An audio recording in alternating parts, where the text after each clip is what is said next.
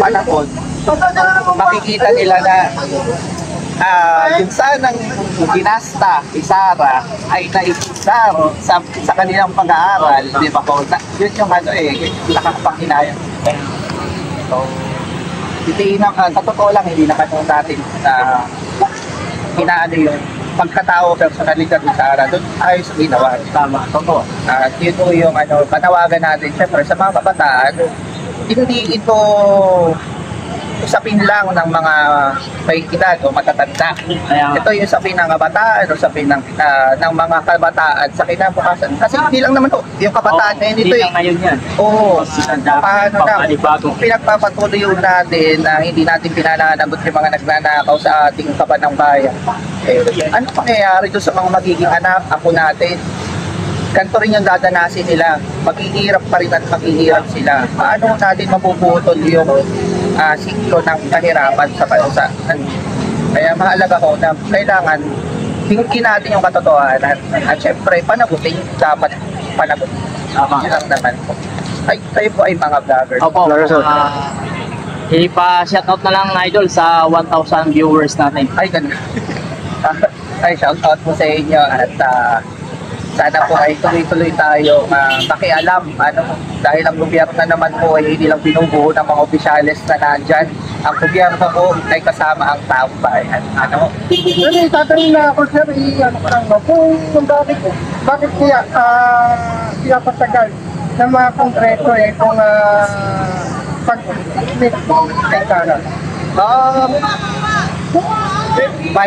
Sa totoo lang, mahirap ko sagutin, pero yung patay ko kasi, yung ganito pong mga estratehiyang ginagawa ng ating Senado ngayon, na pinapatagal yung paglabas ng katotohanan, pagdinig po sa kaso. Ito po ay, sa tingin ko ay upang dahan-dahan mamatay yung usapin. Kasi hindi mo kayang harapin ng ating Vice Presidente ng direkta at harapan. Kita naman yung natin, naimbitahan siya sa House of Congress nagkaroon ng kapitid dyan. Hindi ho niya sinasagot ng maayos yung ating mga kongresista sa mga tanong tungkol sa kanya. Bakit ito, sir? Kaya pinapatagal nila, puro meron silang tinatago pa, siguro. Dahil di natin kasi kung talagang gugustuhin, kayang gawin. Oo, gugustuhin may paraan. At yun, baka nga po may itinatago sila na hindi na. Mahirap nga akong sagutin yan. Ang makakapag lang talaga niyan ay yung ating Senado na nagbibildi na nagpapatagal ng proseso ng impeachment. Yeah, thank you. Ano pangalan, sir? Lian po. Lian. Magandang umaga po sa inyo lahat. Citizen! Defend the Constitution! Mga kasama, paliwanag po, noong nakaraang Biyernes ay naglabas ng desisyon ang Korte Suprema na lalong nagpapahirap sa sakin ng pananagutan sa mga matataas na opisyal ng ating gobyerno. Ang nakakalungkot po dito, mukhang mas naiintindihan po ng Korte Suprema ang word na sinasabi pong forthwith. Bakit? Ang bilis sila ng desisyon. Habang ang ating impeachment court sa pangunguna po ni Senate President Cheese Escudero, hinahanap pa rin anong definition ng forthwith. Kaya para sa ating lahat, importante na ipagpapatuloy po natin ang ating kilos protesta. Paliwanag po, kung yan po yung desisyon po ng Korte Suprema, hindi po natin tatanggapin. Dahil alam po natin, simple lang po ang usapin po nito. Ito po ay usapin ng pananagutan. Bakit pinapahirapan ng Korte Suprema ang proseso ng pananagutan dito sa ating bansa? Kung hinahanap po nila ang iba't ibang issue tungkol sa facts. Tungkol kailan ba sinampa yung unang impeachment complaint, yung pangalawang impeachment complaint, yung pangatlong impeachment complaint. Sinama ba yan sa order of business? Bakit naman hindi na lang muna napatawag ng oras at ilang kapangyarihan na nagsabi illegal raw, unconstitutional.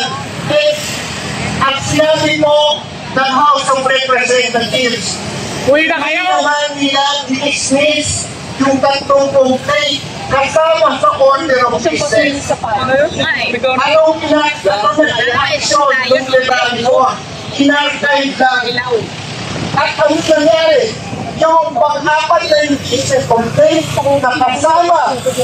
nakasama sa order of business, yun yung inanigan ng plenaryo para diretso po dito sa impeachment. Naghihintay na meron pong milagro na mangyayari.